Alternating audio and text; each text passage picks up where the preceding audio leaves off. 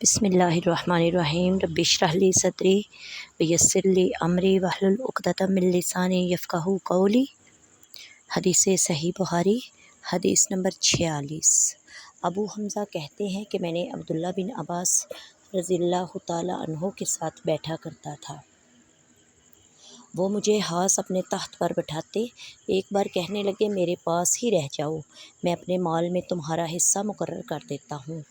تو میں 2 مہینے تک ان کے پاس رہا۔ پھر کہنے لگے عبدالقیس کا وفد جب نبی کریم صلی اللہ علیہ وسلم کے پاس آیا تو آپ نے فرمایا یہ کون لوگ ہیں یا یہ وفد کہاں سے آیا ہے؟ انہوں نے کہا ربیہ کے لوگ ہیں۔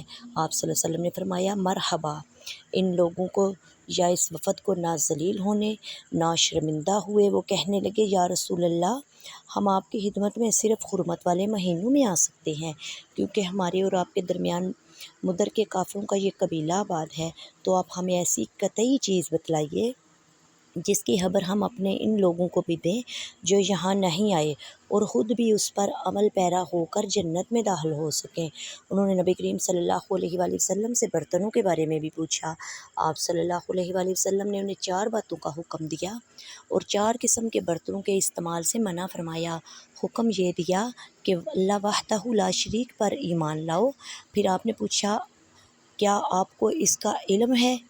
انہوں نے کہا اللہ اور اس کے رسول ہی بہتر جانتے ہیں۔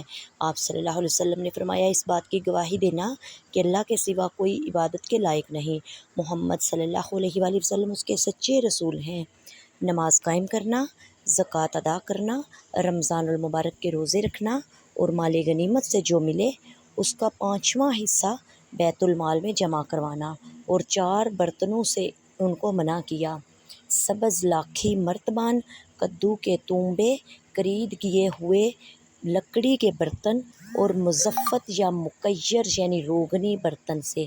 یہ وہ برتن ہیں جن میں دور جاہلیت میں لوگ شراب بنایا کرتے تھے، اور فرمایا ان باتوں کو یاد رکھو اور جو لوگ تمہارے پیچھے اپنے ملک میں ہیں ان کو بھی بتلا دینا۔ وما علینا الا البلاغ المبین۔